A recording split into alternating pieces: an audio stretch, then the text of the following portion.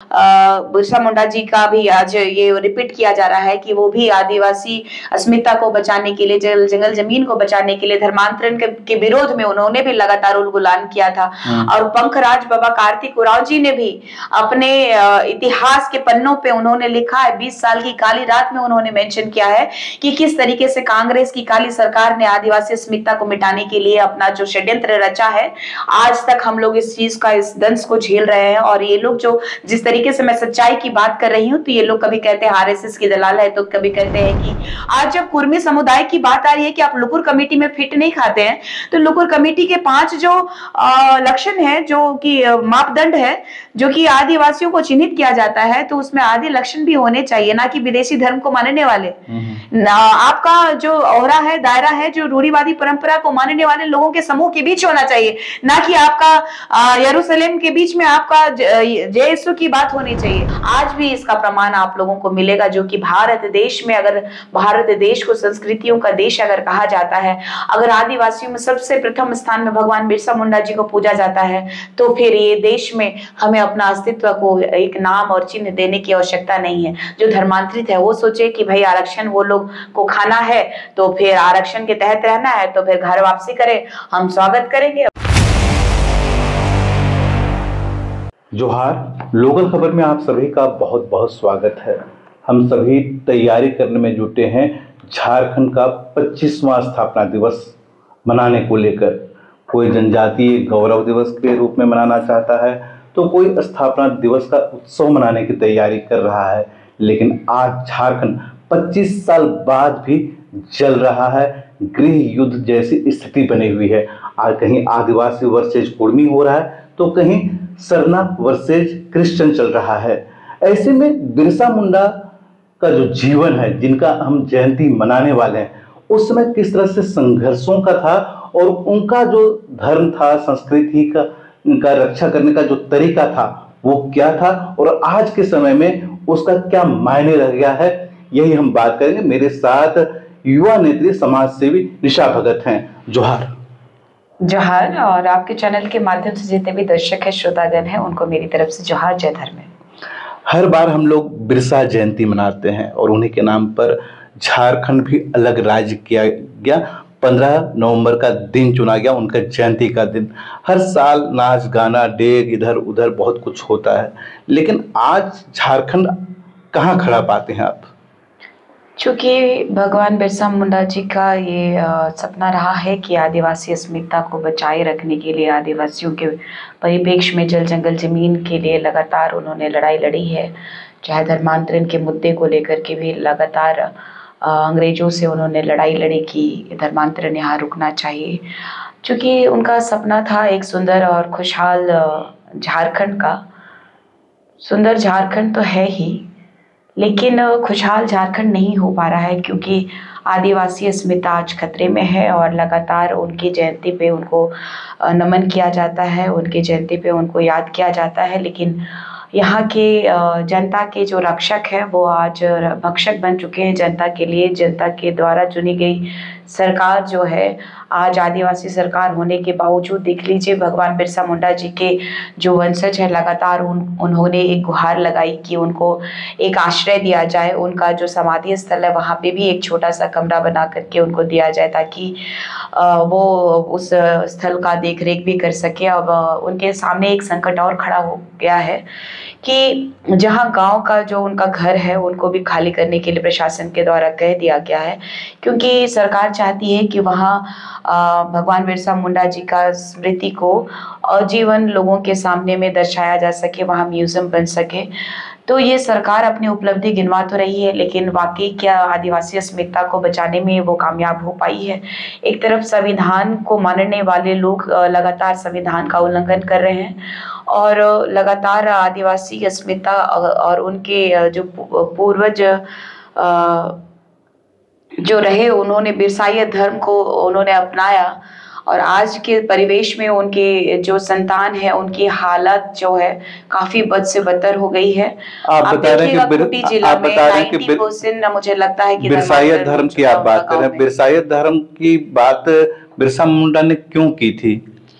चूँकि देखिए बहुत ही गरीबी और बहुत ही प्रताड़ना को सहते हुए आदिवासी समुदाय ने अपने आप को स्टेबल करने की कोशिश जद्दोजहद कर ही रही थी कि अंग्रेज़ों ने बहुत ही ज़्यादा प्रेशर कर दिया था और साहूकारों का, ज़मींदारों का जिस तरीके से हम लोगों के ऊपर रवैया रहा है, आप देख लीजिए कि 1886 के दशक में उनको फोर्स किया गया कि भगवान बिरसा मुंडा जी जो है बहुत ज़्यादा तेज और तर्रार थे किस्म के इंसान थे, तो उनके माता पिता के द्वारा एक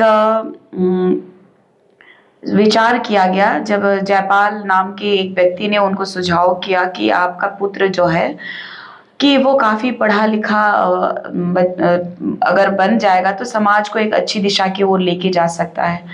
तो उनकी माताजी और उनके पिताजी के पास इतने पैसे नहीं थे कि वो गांव के स्कूल में वो उनको दाखिला करा सकते थे, तो उन्होंने एक ऐसी सूचना उनको प्राप्त हुई कि जो ईसाई धर्म को अपनाएंगे तो उनको शिक्षा मिल सकती है। तो भगवान बिरसा मुंडा जी का नाम जो है भगवान बिरसा मुंडा जी से बिरसा डेविड हो गया था 1886 के दशक में, और उनको धर्मांतरण कराने के बाद में ईसाईयत धर्म को कबूल करने के बाद में सबसे बड़ी बात थी कि वो जो अंग्रेज थे वो साहूकारों के पक्षधर थे, वो जमींदारों के पक्षधर थे जो वाकई आदिवासियों का शोषण कर रहे थे, हमारी जमीनों को छीन रहे थे।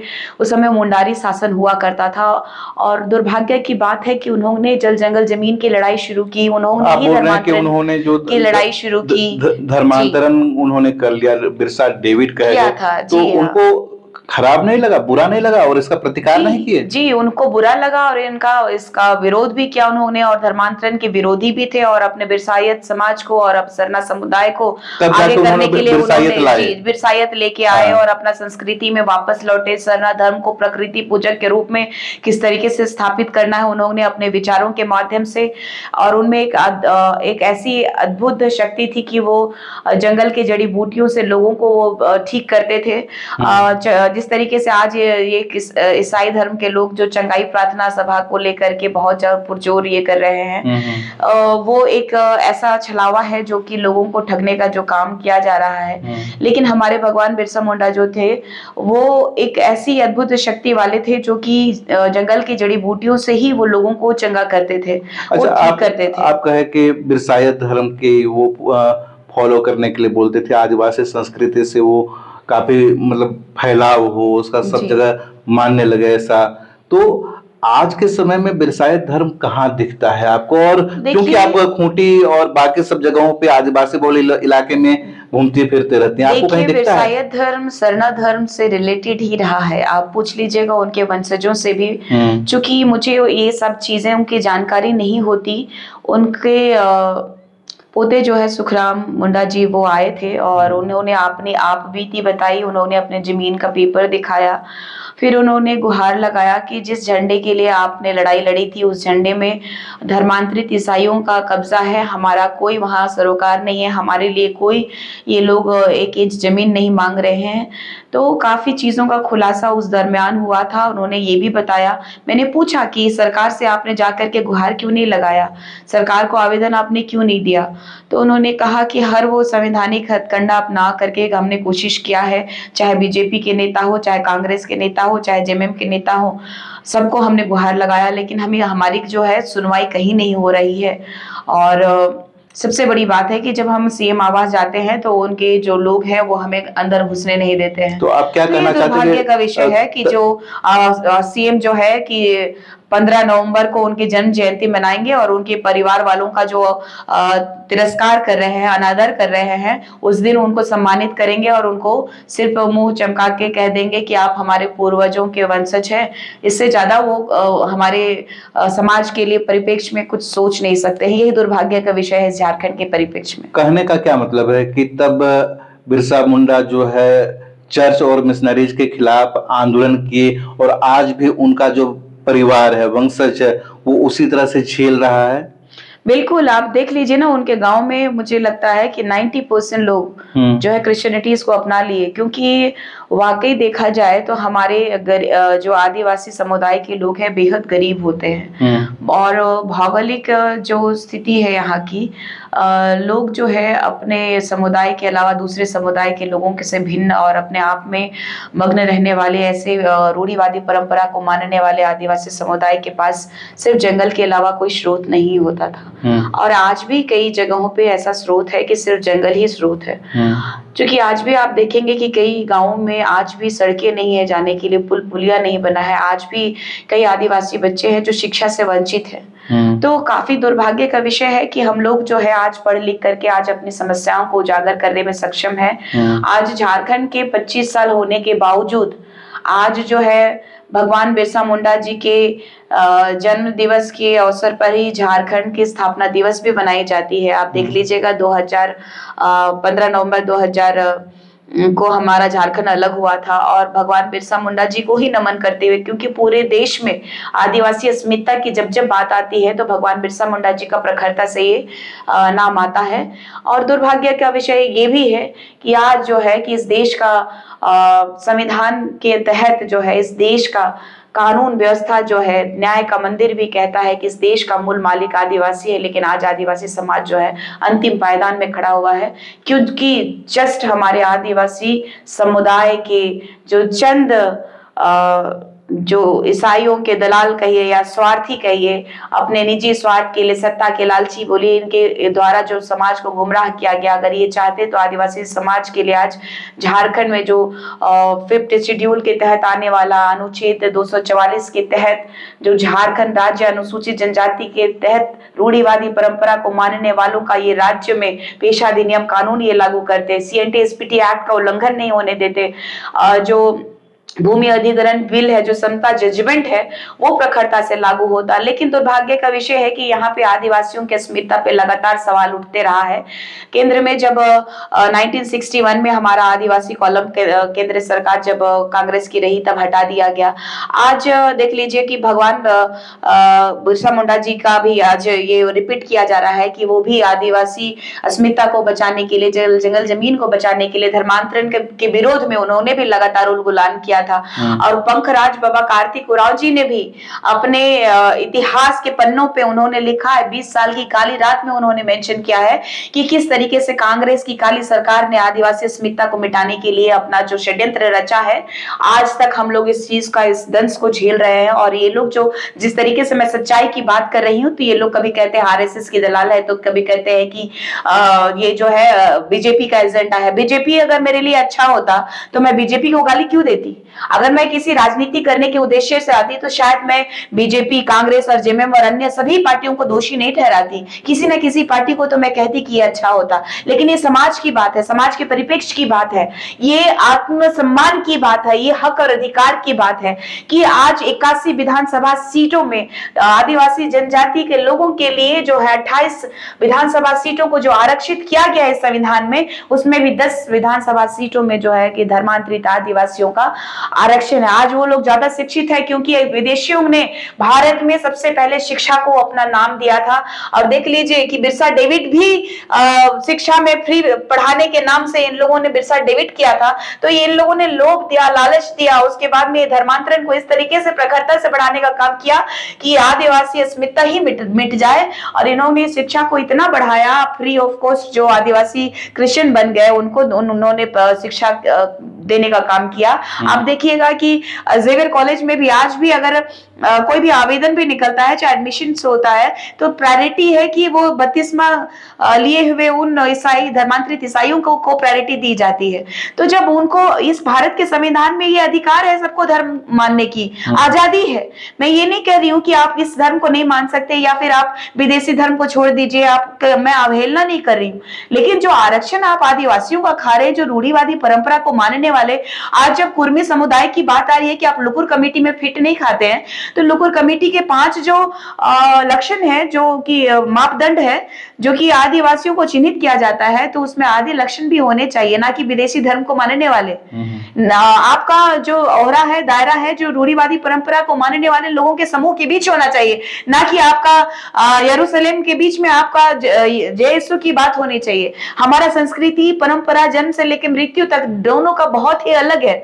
तो जब वो लुकुर कमेटी में वो भी फिट नहीं खा रहे हैं, तो हमारे लिए तो कुर्मी समुदाय और ईसाई समुदाय जो कि ऑलरेडी आदिवासी का हक जो खा रहे हैं, इस संविधान में भी बाबा भीमराव अंबेडकर साहब ने 341 में, अनुच्छेद 341 में उन्होंने ये मेंशन किया कि एससी समुदाय के लोग अगर धर्मांतरित करते हैं ईसाई और मुसलमान में तो उनका आरक्षण समाप्त हो जाएगा। तो फिर ये जातिवाद का ये झुंझुना हमारे लिए क्यों थमा दिया गया? अनुच्छेद 342 में क्यों हमें जो मारा गया कि जाति के नाम पे हमारा आरक्षण कोई भी खा सकता है, हिंदू मुस्लिम सिख ईसाई। देखिए ये लोग कहते हैं कि हिंदू का विरोध क्यों नहीं करती है, हिंदू हमारा आरक्षण नहीं खा रहे हैं। अगर वो हिंदू लिख रहे हैं तो वो हमारा जो बूढ़ा महादेव को अगर महादेव के रूप में अगर पूछ रहे हैं, तो वो प्रकृति को अगर पूछ रहे हैं तो वो हमारा सम्मान ही कर रहे हैं। हमारा आरक्षण वो खाते तो वो हिंदू भी मेरे लिए विरोधी होते। ये चिंता का विषय है कि ये जो धर्मांतरित ईसाई है जो बरगलाने का काम कर रहे हैं, ये धर्मांतरित ईसाई कभी मेरे टैटू के पीछे पड़े रहते हैं कि ये देख लीजिए महादेव का ये टैटू बनाई है। तो इनको बोलिए कि टैटू हमारे आज के नहीं, पुरखों से टैटू चलते आ रहा है। कभी इधर गोदना गोदाया जाता है तो कभी इधर गोदना गोदाया जाता है, कभी इधर गोदना गोदाया जाता है। तो शरीर के किसी भी अंग में गोदना गोदाया जाता है अपने इच्छा के अनुसार जो आकृति पसंद आए। और मैं बूढ़ा महादेव की बहुत बड़ी फैन हूँ। मैंने सीखा है प्रकृति हमारा, देखिए आकृति को नहीं मानते हैं, लेकिन हम एक पत्थर को तो नहीं ना बना सकते थे। अच्छा, तो अभी हम लोग एक आकृति मिला है तो मैं उसको स्थापना दिवस मना रहे हैं, बिरसा मुंडा की जयंती भी मनाएंगे। तो ऐसे में बिरसायत धर्म को अगर अपनाना फिर से शुरू कर दिया जाए, प्रचार प्रसार हो, तो क्या ये सब सारे खतरों से उबरा जा सकता है? आज के समय में कितना मायने रखता है? मैं तो कह रही हूँ कि अगर आपको इतना ही डर लग रहा है, महत्वपूर्ण है। देखिए बिरसायत उतना ही महत्वपूर्ण है जितना सरना धर्म महत्वपूर्ण है, क्योंकि बिरसाई धर्म जो है, आप इसका उल्लेख भी आप देख लीजिए कि सरना धर्म से ही रिलेटेड है। ये जो पूजा पाठ की पद्धति जो हमारी रही है, दोनों ही सेम ही है और ये सरना धर्म लंबी ही है। और ये आप झुठला नहीं सकते हैं, ये मैं निशा भगत नहीं कह रही हैं, ये इतिहास कहता है। हमारा इतिहास में प्रमाण है, बिना तथ्य और प्रमाण की बात करना मैं जानती नहीं। और जो सच होता है वो बड़ा कड़वा होता है। और इतिहास के पन्नों पे हमारा जो इतिहास गढ़ने की जो हमारे पूर्वजों ने कोशिश की, तो हमारे लोग बहुत ज्यादा पढ़े लिखे नहीं थे, जिसकी वजह से लिखित प्रमाण हमारा नहीं है। लेकिन हमारे जो पूर्वजों के द्वारा हमें बताई गई संस्कृति सभ्यता, आज भी इसका प्रमाण आप लोगों को मिलेगा। जो कि भारत देश में, अगर भारत देश को संस्कृतियों का देश अगर कहा जाता है, अगर आदिवासियों में सबसे प्रथम स्थान में भगवान बिरसा मुंडा जी को पूजा जाता है, तो फिर ये देश में हमें अपना अस्तित्व को एक नाम और चिन्ह देने की आवश्यकता नहीं है। जो धर्मांतरित है वो सोचे कि भाई आरक्षण वो लोग को खाना है तो फिर आरक्षण के तहत रहना है तो फिर घर वापसी करें, हम स्वागत करेंगे। बाकी अगर इस भारत में आपको अगर संविधान के तहत अगर आपको धर्म की आजादी मिली है, तो हमें भी अपने धर्म की सुरक्षा करने के लिए आजादी मिली है। इस संविधान में रूढ़िवादी परंपरा, इस स्वशासन को हम लागू करके रहेंगे और हमारा समाज को बचा के रहेंगे। यही आखिरी सवाल जी, इस स्थापना दिवस बिरसा मुंडा की जयंती जब मनाई जाएगी तो निशा भगत क्या करेंगी? देखिए केंद्रीय सरना समिति के द्वारा भी रांची में कार्यक्रम का आयोजन किया जाएगा, लेकिन ये हमारा कार्यक्रम का आयोजन हम रांची में ना करते हुए, क्योंकि मैं चाहूंगी कि हमारे उन सुदूरवर्ती क्षेत्रों में मैं जाऊं जहां पे वाकई मेरी जरूरत है। और ये गुमला की बेटी नहीं, मैं इस पूरे झारखंड की बेटी हूं और मुझे पूर्ण विश्वास है कि समाज के लोगों ने जिस तरीके से मुझे स्वीकार किया है, मैं इसको तहे दिल से धन्यवाद और आभार आपके चैनल के माध्यम से प्रकट करती हूँ। और वो तमाम वो संविधान के 4th पिलर का भी मैं धन्यवाद करना चाहूंगी, जो कि इन्होंने मेरा, अगर आप लोगों ने सपोर्ट नहीं किया होता तो आज इतनी लोगों की जो आक्रोश जो दिख रही है सड़कों पे वो नहीं दिखती। मैं आप सबों का भी आभार प्रकट करूंगी कि आप एक आदिवासी बेटी जो कि मिनिमम रिसोर्सेस में अपनी जो ये लड़ाई को लड़ रही है अस्मिता की, वो मैं लड़ाई लड़ने के लिए अपने आप को आप लोगों के माध्यम से ही सक्षम घोषित कर पा रही हूँ। इसके लिए भी तमाम उन जनताओं को भी ढेर सारा प्यार देने के लिए मैं आभार प्रकट करती हूँ। पता नहीं मैं कल रहूं ना रहूं, लेकिन मैं इतना ही जानूंगी कि हमारे लोगों ने मुझसे बहुत प्यार किया और मैं संघर्ष करते करते कायरों की तरह मैंने अपना संस्कृति, अपना सभ्यता नहीं छोड़ा। मैंने अपना सिस्टम में रह करके अपने लोगों का साथ दिया। मुझे गर्व होगा, मैं अंतिम समय तक इस प्यार और दुलार को नहीं भूल पाऊंगी। धन्यवाद। चलिए, बहुत बहुत धन्यवाद आपका। बिरसा मुंडा की जयंती मनाई जाएगी, झारखंड स्थापना दिवस मनाया जाएगा। बिरसायत की बात आज कहीं नहीं की जा रही है। आज के समय में बिरसायत धर्म, कल्चर कितना जरूरी है, ये कमेंट में आप जरूर बताइए। और आप बिरसा मुंडा की जयंती कैसे मना रहे हैं, झारखंड स्थापना दिवस कैसे मना रहे हैं, ये भी जरूर बताइएगा। जो